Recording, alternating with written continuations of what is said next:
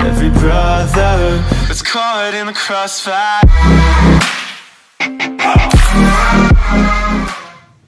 Pet Sematary is the newest Stephen King adaptation to come out recently, and it tells the story of a family moving into a house, and the father discovers a cemetery for pets in the forest, and it's not like creepy at all or anything like that, but it leads to some pretty creepy stuff later on in the movie, and we got a Stephen King movie with some creepy scares and shit like that. So yeah.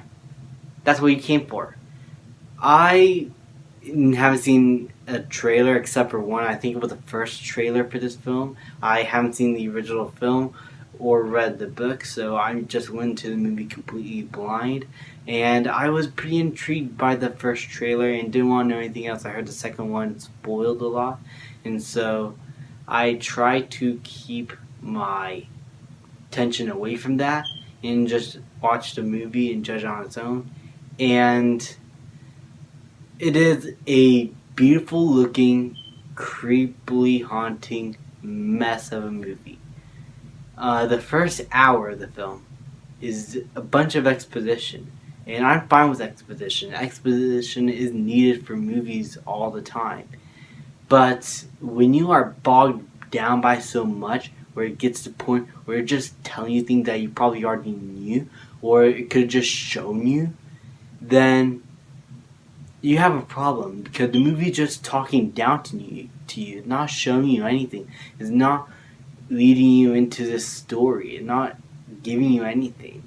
And that's what the first hour of this film felt like. It's just a bunch of exposition, and the director just didn't feel like we get what we were watching, and they feel like they have to explain everything to us.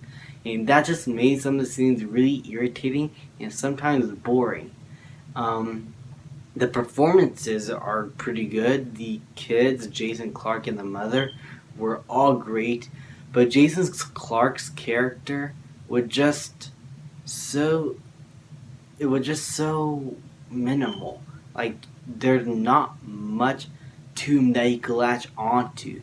And everybody else around him, the kids, the guy who's going around the cemetery and knows about this stuff, and the mother, they were far more intriguing characters. That the main one who we're supposed to follow just felt like an afterthought. And that was really disappointing. And I couldn't give less of a shit about him when he's in some of the creepier scenes of the film. Which is mostly due to the story and writing being so bland in that first half hour.